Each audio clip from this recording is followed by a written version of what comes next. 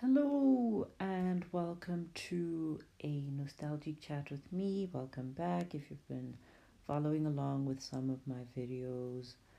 I definitely am coming into this with like a mountain high tower of shame. Now and again I do like check on YouTube Studio just to see if anyone's left any comments and making sure I reply to those. And I do notice like that, ooh, there's one new subscriber and I haven't posted a video in like 500 million years, girl. What is up with that? And honestly, I think my procrastination has been like due to the perfect storm of reasons. So on the one hand, I didn't like how I ended my last series, which was about May 2024's paper one from IEB. The last two questions just they didn't treat me well. They didn't treat me well. I still feel a sense of unresolved towards them because I'm just like well, okay. At least the last question we did manage to get right and understand why my reasoning was wrong initially and why the memory. Anyway, but the second last question, it still gives me nightmares to this day. So I think, yeah, that's one thing that's just kind of been like, I can't move on until I know why. So that's been like holding me back. And then also, I've been binging a show um, that has definitely held me back times 100. And then I also started learning a language, well, not really learning a language, but like improving a language that I kind of sort of know on Duolingo, which I don't know if any of y'all have used Duolingo. Like, they have mastered gamification in my eyes. I'm just like, oh, I'm so hooked. I'm so hooked. I've even turned off the notifications because, like, I was telling my friends, I'll just be chilling, doing something productive, and then Duo pops up and says, "Oh my gosh, Annika from Germany has taken your top three spot." And I am like, okay, all tools down. It is time for me to go and claim back my glory. And before I know it, I've spent 30 minutes competing with Annika from Germany. It's anyway, so yeah. Right, let's get into the relevant ramble. We are moving on to paper two of May 2024 from IB. And I think that's another reason I've been procrastinating. If you have followed some of my other videos, you know that paper one is my truest love. I love algebra so much. Paper two, on the other hand, is just that cousin in the family that I'm cordial with because, blood ties. But if it weren't for the blood ties, yeah, you and I would not get along at all. So, yeah, I guess I have been dragging my feet a bit to get to this paper two. Um, the funny thing with paper two is that I drag my feet initially, but when I get into it, it's like, oh my gosh, this is so much fun. Why do I hate this cousin? Oh no. Okay, the real ramble is beginning now. We are IEB May 2024 paper 2. This video is looking at question 6a, a nice trig reduction-y situation. Simplify fully, and then we have this big quotient where the top is a long product and the bottom is a long product. I mean, essentially with these questions, we know that we just need to kind of reduce each factor and then hope that things are going to cancel out. So I see there's a tan factor and a tan factor down here. So hopefully these two are going to do a bit of a cancelling out situation. Then we've got a sine and a cos. Maybe, and this is a cos of a 90-degree minus something. So this can probably be rewritten as a sine, and then we can do some more cancelling out stuff. So my first aim, though, is to just take each factor and express it as a ratio of theta, right? We see that all our factors have to do with theta somewhere, somehow. Yeah, it's a negative theta, here's a 2 theta, but it all comes down to theta in some way or another. So my first goal is to rewrite each of these as some ratio of theta. So we have the first one, sine of 360 plus theta. Okay, so I think I last did a reduction video ages ago. Um, so you maybe haven't seen it yet, depending on when you hopped onto the bus. But the way that I learned reductions in high school was pretty much an interesting mix between memorizing a whole bunch of rules and also kind of using cast. And then when I was a high school teacher, I encountered a phenomenal teacher at one of the schools where I worked who really just helped me understand a bit more of the context of trigonometry. And in doing that, she introduced me to a whole other way of thinking about reductions. Anyway, so the way that I think of reductions is okay. I think about theta, and I assume that theta is an acute angle, and I mean, that assumption, it doesn't have to be an acute angle for the reduction to work, you know what I mean? But it's just easier to remember the reduction if you think of theta being an acute angle. Anyway, so we've got some angle theta, and let's say it's chilling somewhere here, right? And we know that, so this is the length of this arm is some length r, and then the coordinates of the end of the line segment are x and y.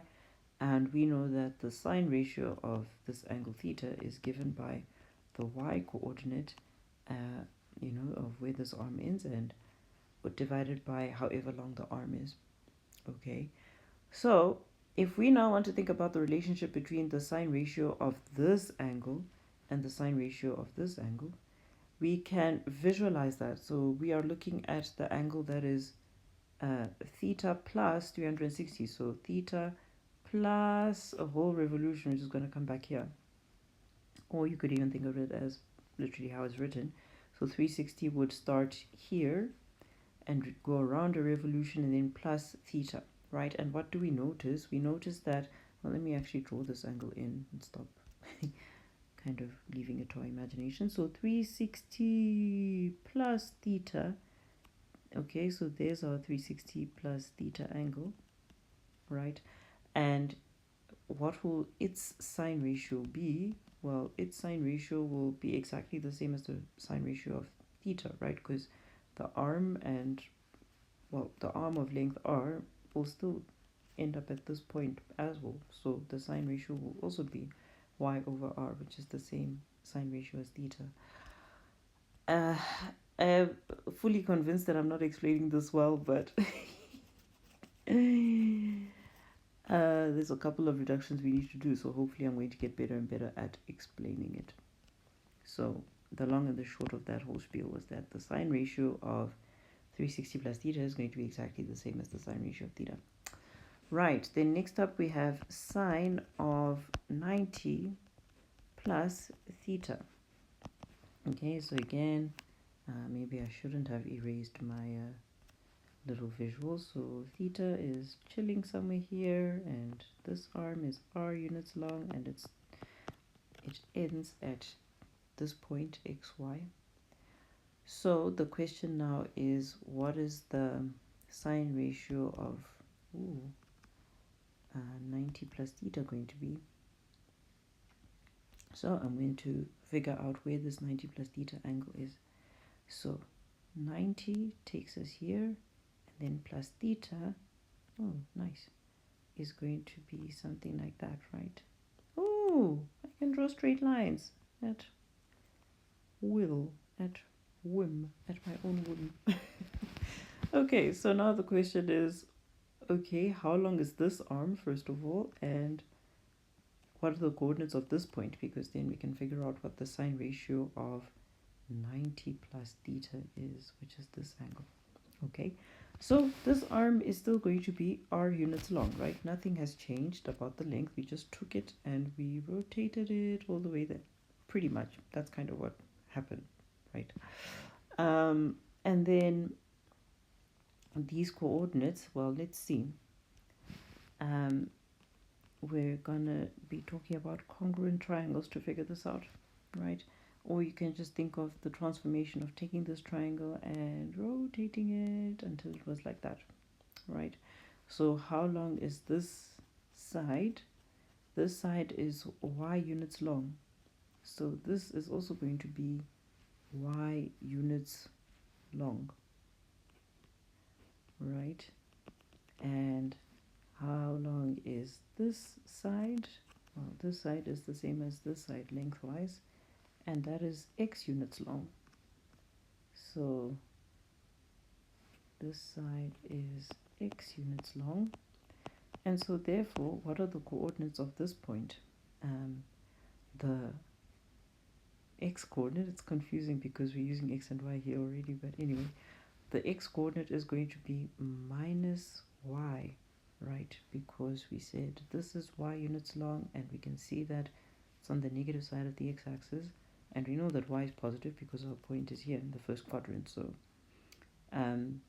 this x coordinate here will be minus y, and the y coordinate, which is given by this guy, and we know that this is x units long, so this is going to be x. And so the sine ratio of 90 degrees plus theta, remember that is given by this, the y coordinate divided by the length of the arm. So it's going to be x over r, right? But wait a minute. That is the same as the cos ratio of theta, right? Which is going to be x over r as well. So this will be cos, is the same as cos of theta. You know what?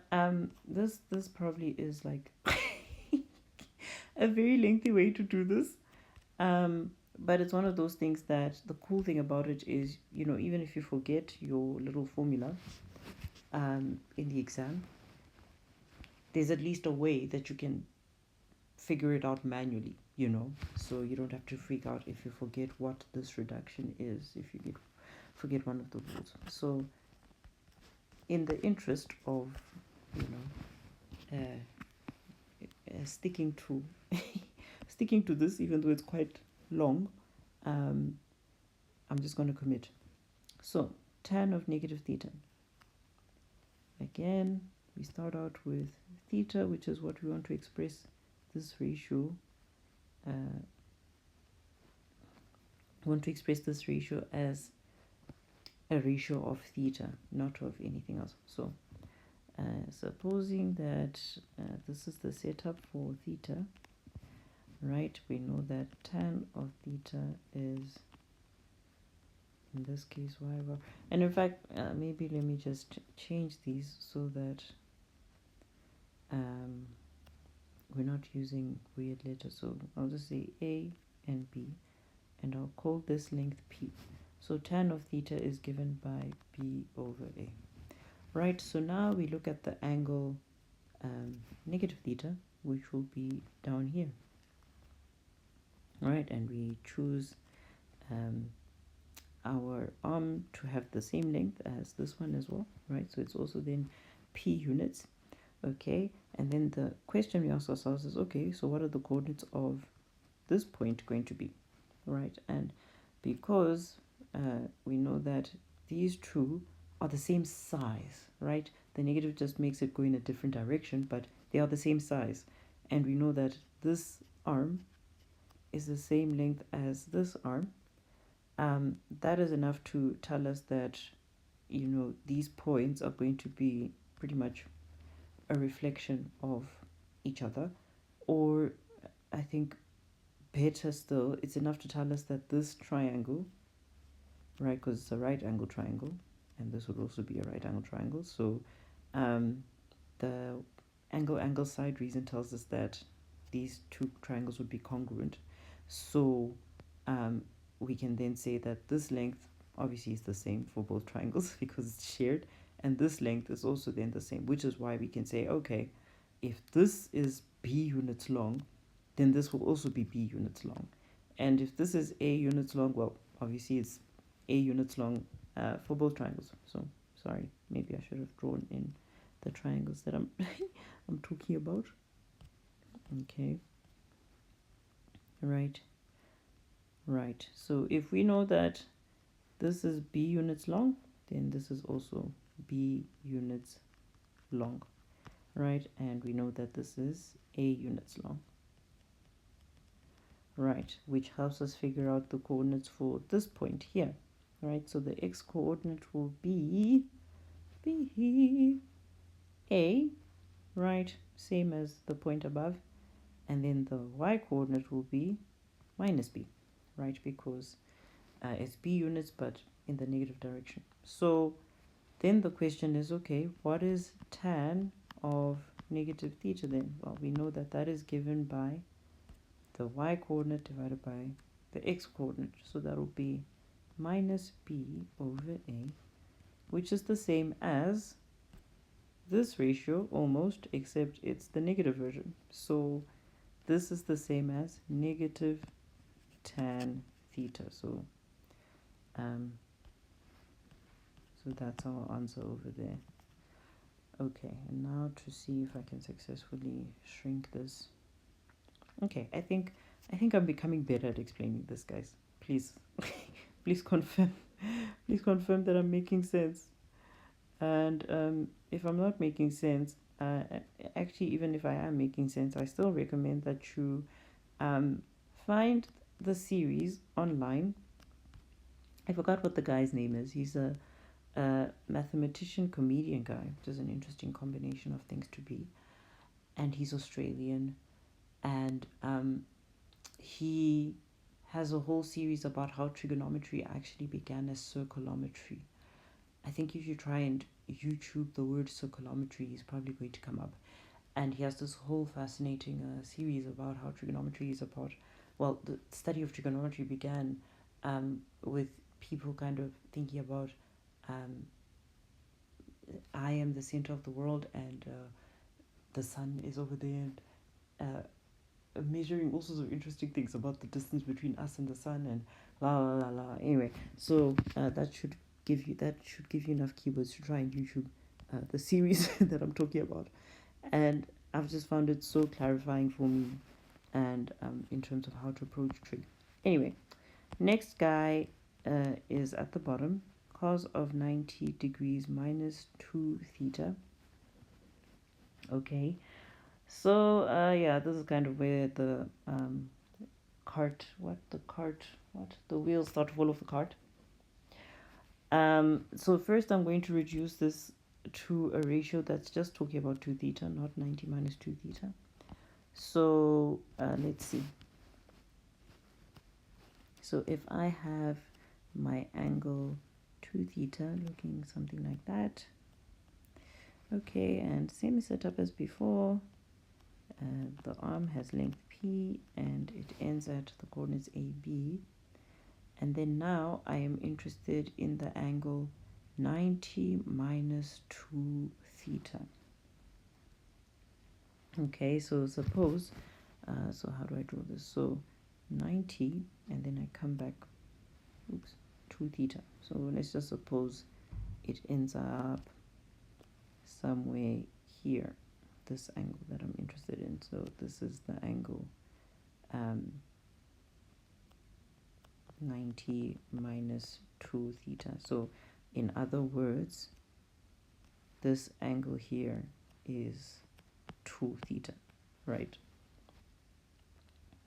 So and if I have chosen things so that this arm is also length P, right?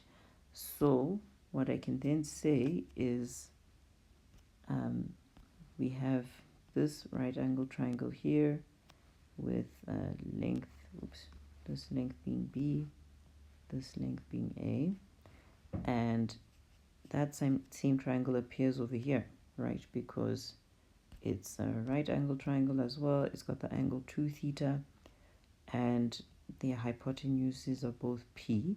So I can then say that this length is B and this length is A, right? It's kind of like, feels like a reflection in some fancy line, right? So you can kind of, if you pick up this triangle and you kind of map it over here, right, you can see that that's that and this is that, right? And very importantly, what this allows us to determine is what the coordinates of this point over here are, right? So the x coordinate will be b, right? So the x coordinate will be b, and the y coordinate will be a. So we just flip around. So it really is a reflection. What reflection in the y is equal to x line? Yeah, yep.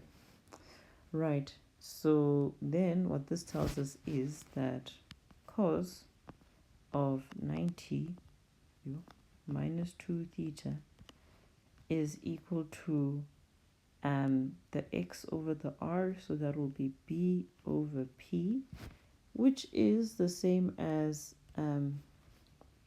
the sine of 2 theta, because sine of 2 theta would be the y coordinate over the r, so also b over p. So that is sine of 2 theta. Right. So let us write that down. So this is the same as sine of 2 theta. And because we are, like nothing else is talking about 2 theta around here, right? All of these guys are in terms of theta. So I am somewhere going to then go the next step. And this is a formula that you will have on your formula sheet if you've forgotten what it is. So using our double angle identity, we know that that is the same as that. Okay, right, the storm is almost over. Last one is tan 180 plus theta. Tan 180 plus theta. So we start with our theta being somewhere here, and we choose an arm of length p, and it ends somewhere at AB. So if we now try to imagine the angle 180 plus theta, that angle goes 180 plus theta, right? So that is our 180 plus theta angle. Okay, and again we choose our arm to be theta, not theta. We choose our arm to have length p. Okay, and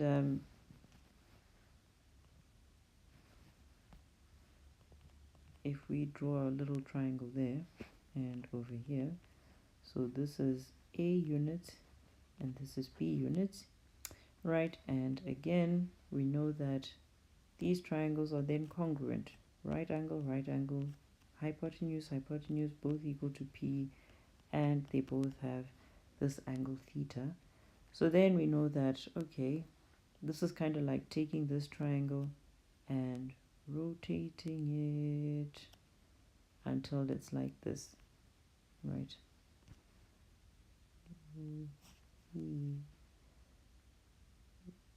Oh, I'm gonna do a bad job with this. Can I actually rotate? Oh, I think I can first of all draw this properly. Yes, I can. Okay, now can I rotate it? I don't think so. Nope, I can just move the point around. Funky. Can I really not rotate this? Oh, I can. Okay, yes, that is how I will do it. So, okay. Ooh. Let's do this. I'm so excited. Okay, so I'm going to trace my triangle to show this rotation better. Okay, not great, but it'll have to do. Okay, let me actually move this here for now. Okay, so this is our triangle, right? And we then take it and we, oh no, I can't rotate it the way I want to anyway, but you kind of get the gist, right? So it ends up here. I would have liked to rotate it relative to the origin, but you know, beggars, they cannot be choosers, right? So this is what I mean, that it's a rotation. Is it starts somewhere over here, and then it goes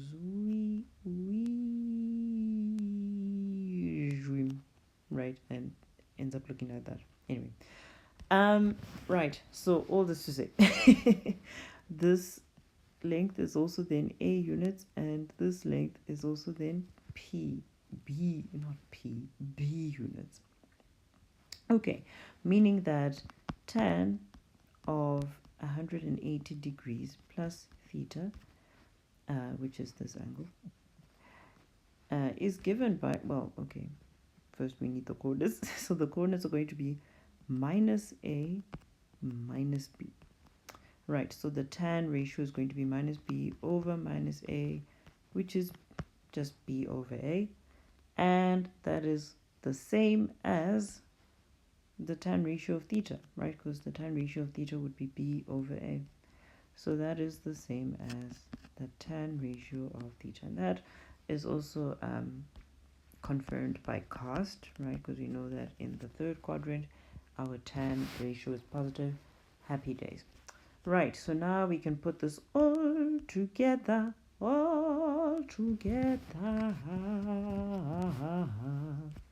Right, firstly we need to summarize what we have determined.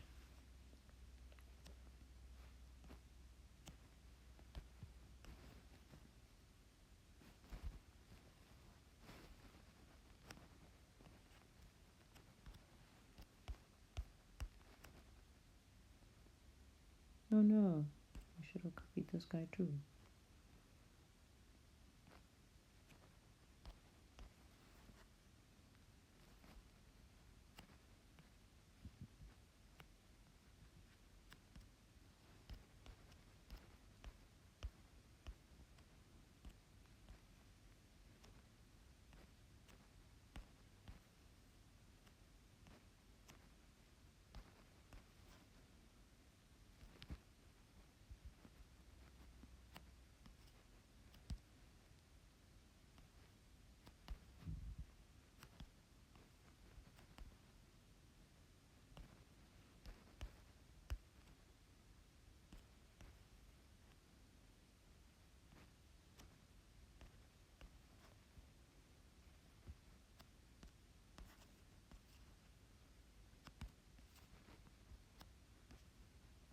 Right, okay, so that's what we have. And I am definitely not in the mood to rewrite that whole expression, my gosh. Oh boy, picture, come back. Come back to me, can you hear me calling for you?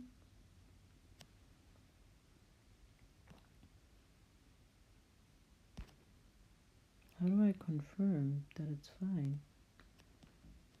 I like it. Oh no, it's not gonna let me. If I say cancel. Okay, so I think first of all, let's just move you. Do the crop loopy.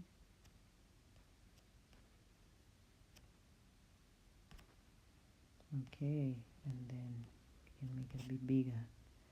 Okay, so now, so that means that this whole big expression is equal to, so sine 360 plus theta is the same as sine theta. Sine of 90 plus theta is the same as cos theta, and tan of negative theta is negative tan, oh no, space,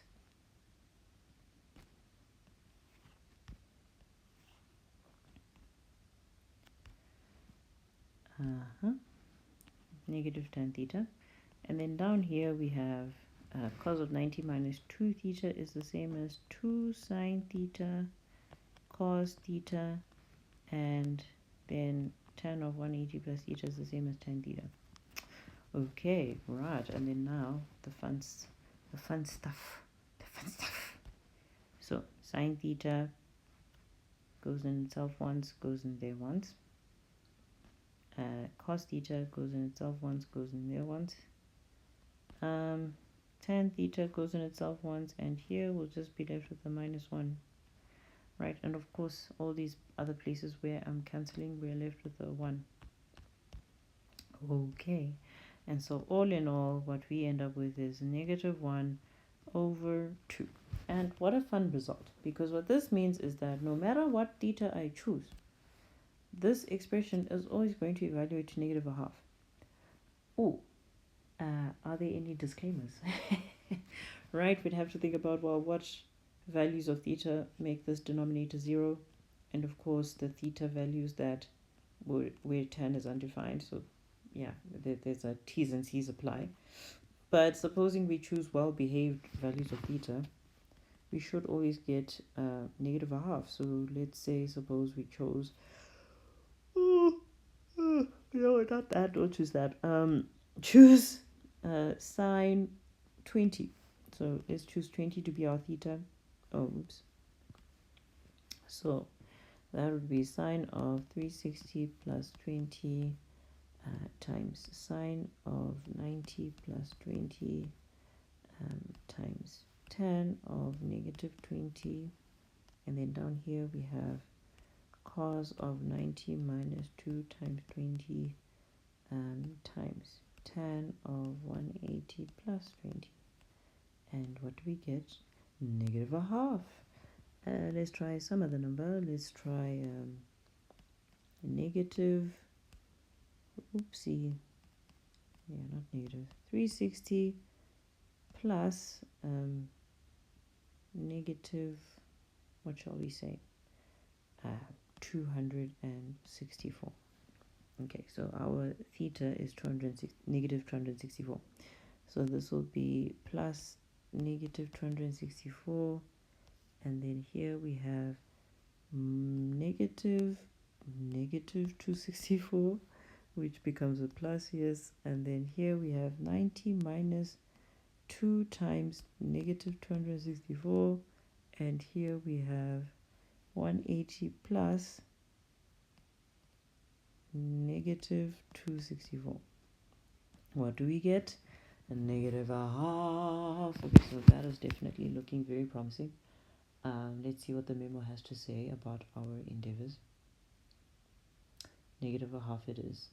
Okay, awesome potatoes. I know that this method that I showed in this video was very long, or might feel very long, but like I said, I think it's useful for situations where you're in a bit of a rut, you've forgotten what that one reduction formula is, and the intention in me showing this method was for you not to feel stuck in those situations, but to be able to just kind of think about, well, actually, what is the relationship between the ratios of this weird looking angle and the ratios of a much more simple looking angle like theta, right?